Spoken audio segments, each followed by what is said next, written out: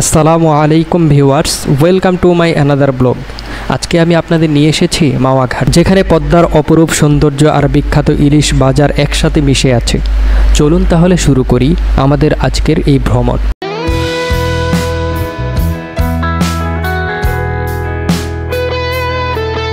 পদ্মার পাড়ে পৌঁছানো মাত্রই আমরা নদীর পাড়ে চলে আসলাম এবং দেখুন এখানে খুবই সুন্দরভাবে এই বাইকগুলো কি সুন্দর করে গান করছে।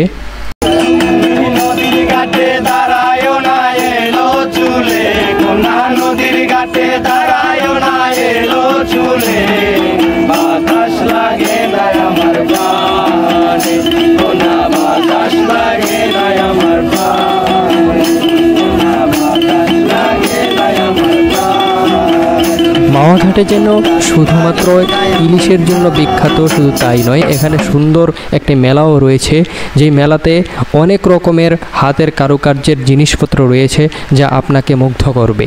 চলুন প্রথমেই আমরা এই মেলাটি ঘুরে দেখি। মাওয়া ঘাটের এই সুন্দর মেলাটি শুরু হয় সাধারণত দুপুরের পর থেকে। এখানে পাওয়া যায় নানা রকম খাবার, খেলনা, হাতের তৈরি এবং মাটির তৈরির বিভিন্ন বাসনপত্র এই মেলাটিতে রয়েছে। এই মেলাতে রয়েছে শিশুদের জন্য নাগরদোলা, খেলনা গাড়ি আর রঙিন বেলুন। আবার বড়দের জন্যও রয়েছে চটপটি, ফুচকা, জিলাপি, ইলিশ ভাজা থেকে শুরু করে পদ্মার কাতলায় তরতাজা মাছও রয়েছে এই মেলাতে। এই মেলাতে রয়েছে বিভিন্ন ঘর সাজানো, বিভিন্ন জিনিসপত্রের আসবাবপত্র এখানে রয়েছে। তো চলুন আমরা আজকে এখানে দেখি, কিছু একটার দাম জিজ্ঞাসা করি কোনটার দাম কত হতে পারে। মামা, এই প্লেটগুলা কত করে? এগুলা পিস 150, 200 টাকা, 200 টাকা পিস। খুবই সুন্দর।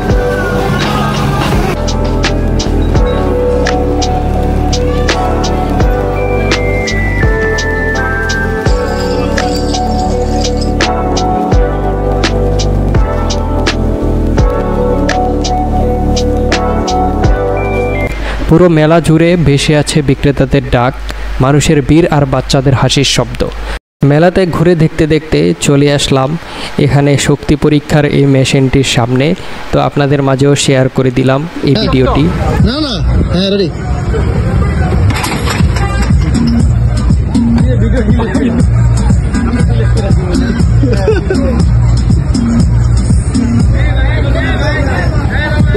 সুন্দর এই মেলাটি দেখে আমরা উপভোগ করে আমরা চলে আসলাম ইলিশের বাজারে ইলিশ কেনার জন্য। এবং দেখুন এখানে কত বড় বড় সাইজের ইলিশ রয়েছে। তো আমরা এখানে দেখা শুরু করলাম ইলিশ। তো আমরা যেহেতু এখানে ভালো সময় নিয়ে আমরা এসেছি, তো আমাদের হাতে পর্যাপ্ত সময় ছিল, তাই আমরা একটু ঘুরে ঘুরে কয়েকটা দোকান দেখছিলাম ইলিশের কীরকম দাম, কোন দোকানে কেমন দাম রয়েছে ইলিশের। তো আমরা সেইভাবে আমরা দেখে তারপরে আমরা ইলিশ কেনার চেষ্টা করছিলাম। কয়েকটা দোকান ঘোরার পর আমাদের সাথে দরদামে না মিলাতে আমরা কয়েকটা দোকান ঘুরি।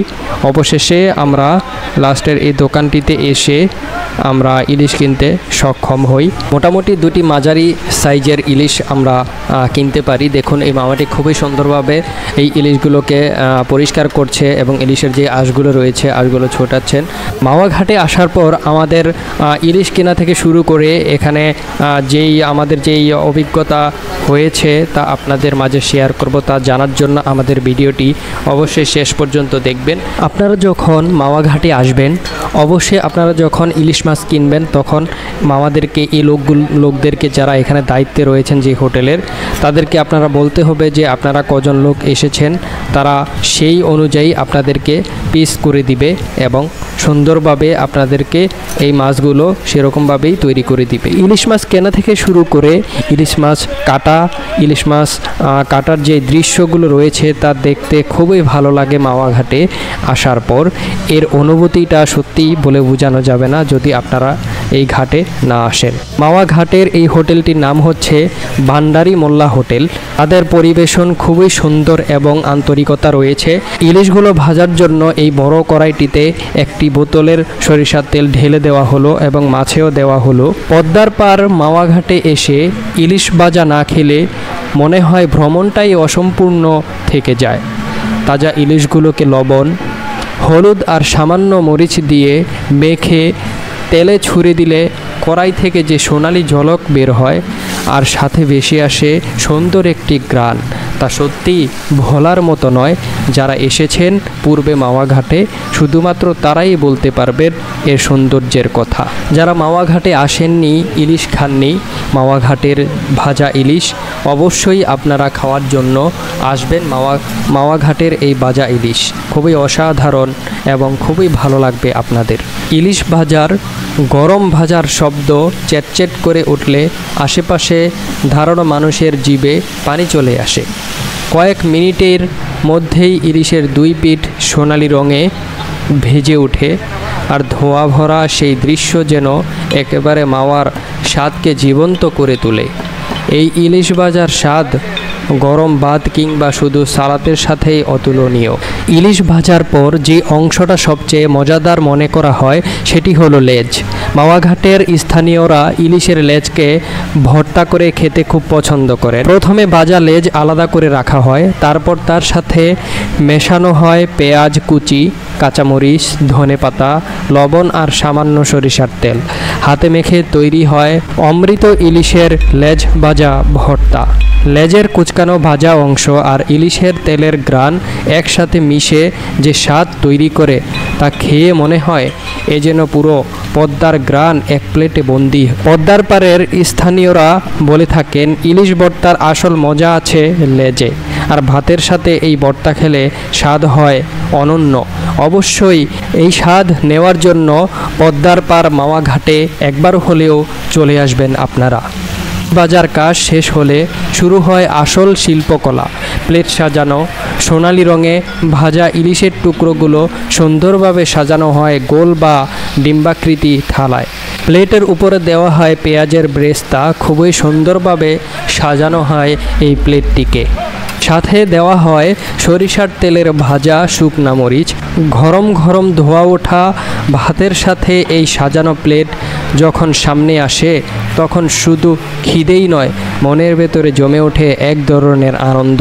মাওয়া ঘাটের স্বাদ, সৌন্দর্য আর আতিথেয়তা যেন এক প্লেট ইলিশ ভাজাতে ধরা থাকে।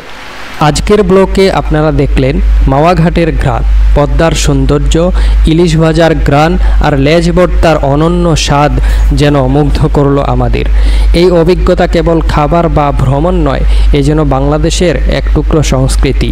আমরা এই পদ্মার পাড়ে আসার পর খুবই সুন্দর কয়েকটি পানের দোকান দেখতে পেলাম এবং পানও আমরা এখানে মিষ্টি পানও বানিয়ে খেলাম, খুবই অসাধারণ লাগলো। আশা করি আমার এই ব্লগ আপনাদের ভালো লেগেছে। যদি ভালো লাগে তবে লাইক, কমেন্ট আর শেয়ার করতে ভুলবেন না। আর হ্যাঁ, নতুন ব্লগ পেতে চাইলে অবশ্যই চ্যানেলটি সাবস্ক্রাইব করে পাশে থাকবেন।